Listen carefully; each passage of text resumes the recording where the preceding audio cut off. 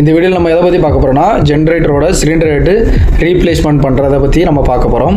என்ன பண்ணோன்னா first cylinder ஹெட்டை ஃபுல்லாக நல்லா க்ளீன் பண்ணிக்கிட்டோம். க்ளீன் பண்ணதுக்கப்புறம் ப்ரெஷர் டெஸ்ட் பண்ணணும். ப்ரெஷர் டெஸ்ட்டு எதுக்காக பண்ணோன்னா ஜாக்கெட் வாட்ரு லீக் ஆகக்கூடாது, அதுக்காக ப்ரெஷர் டெஸ்ட் பண்ணி செக் பண்ணோம். ஏன்னா ஜாக்கெட் வாட்டர் லீக் ஆச்சுன்னா அந்த தண்ணி வந்து சம்புக்குள்ளே இறங்கிடும். சம்புக்குள்ளே இறங்குச்சுன்னா அங்கே லூப் ஆயில் வந்து ஃபுல்லாகவே தண்ணி ஆயிரும். அதனால் நிறையா பிரச்சனைகள் வர ஆரம்பிச்சிடும். ஸோ அதை பண்ணிக்கிட்டோம்.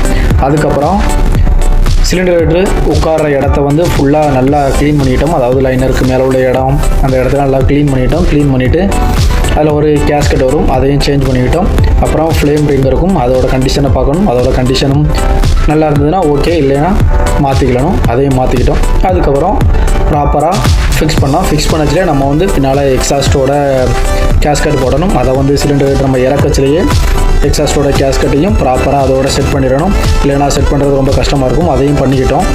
அதுக்கப்புறம் கடைசியாக சிலிண்டர் ஹெட்டை ஃபிக்ஸ் பண்ணதுக்கப்புறம் ஃபஸ்ட்டு நம்ம செக் பண்ண வேண்டியது ஜாக்கெட் வாட்டரை ஓப்பன் பண்ணி பண்ணணும்.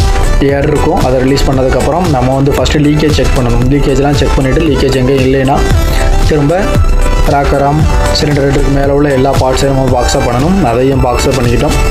பாக்ஸப் பண்ணதுக்கப்புறம் கடைசியாக ப்ரைமிங் லூப் ஆயில் பம்பை ஸ்டார்ட் பண்ணி லூப் ஆயிலாம் கரெக்டாக ராக்கராம் சிலிண்டர் ஹெட்டுக்கு மேலே கரெக்டாக வருதான்னு சொல்லி ஃபஸ்ட்டு செக் பண்ணிட்டோம். அதையும் செக் பண்ணிக்கிட்டோம்.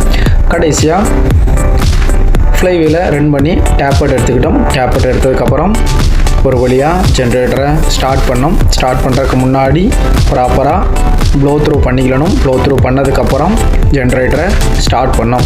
ஏன்னா இது கொஞ்சம் வீடியோ லென்த்து, அதனால் எல்லாத்தையும் பற்றி நம்மளால் சொல்ல முடியல. உங்கள் ஆதரவுக்கு ரொம்ப நன்றி மக்களே.